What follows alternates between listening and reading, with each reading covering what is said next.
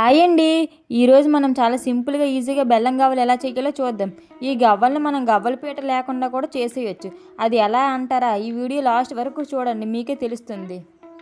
ముందుగా నేను ఇక్కడ ఒక ప్లేట్ తీసుకొని దీంట్లో 2 కప్పుల గోధుమ పిండి వేసుకున్నాను. 2 కప్పులు గోధుమ పిండికి పావు కప్పు బొంబాయి రవ్వ వేసాను. ఈ బొంబాయి రవ్వ వేయడం వల్ల గవ్వలు చాలా క్రిస్పీగా, తినేటప్పుడు కరకరలాడుతూ భలేగా ఉంటాయి.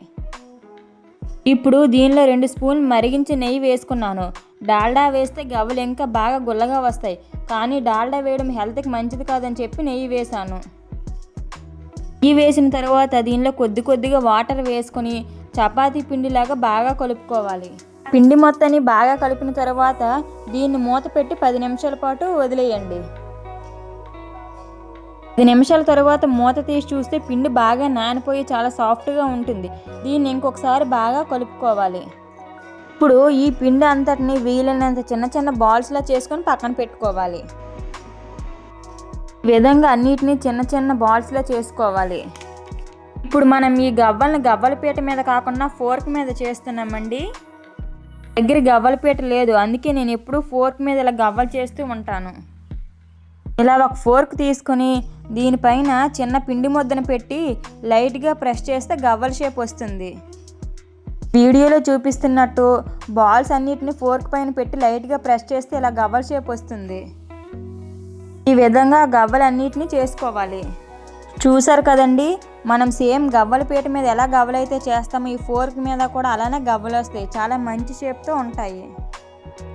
ఇప్పుడు స్టవ్ పైన డీప్ ఫ్రైకి సరిపడినంత ఆయిల్ వేసుకొని ఆయిల్ బాగా హీట్ అయిన తర్వాత ఈ గవ్వలన్నిటినీ వేసుకుంటూ అటు ఇటు తిప్పుకుంటూ గోల్డెన్ బ్రౌన్ కలర్ వచ్చేంత వరకు ఫ్రై చేసుకోవాలి.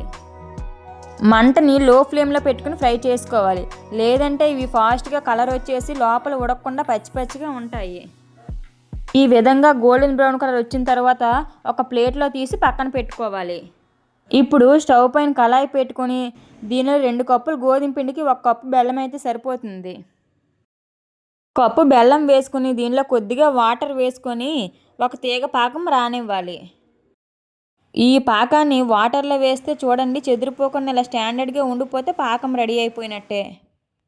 ఇప్పుడు ఈ పాకంలో మనం వేయించి పక్కన పెట్టుకుని గవ్వలన్నిటినీ వేసి లో ఫ్లేమ్లో అలా కలుపుతూ ఒక 5 నిమిషాల పాటు ఉంచాలి. ఇలా కలపడం వల్ల పాకం మొత్తాన్ని గవ్వలు పీల్చుకొని చాలా టేస్ట్గా ఉంటాయి. ఇప్పుడు స్టవ్ ఆఫ్ చేసుకుని ఒక 5 నిమిషాల పాటు వదిలేయాలి. గవ్వలు బెల్లం మొత్తం పీల్చుకొని గట్టిపడిపోతాయి.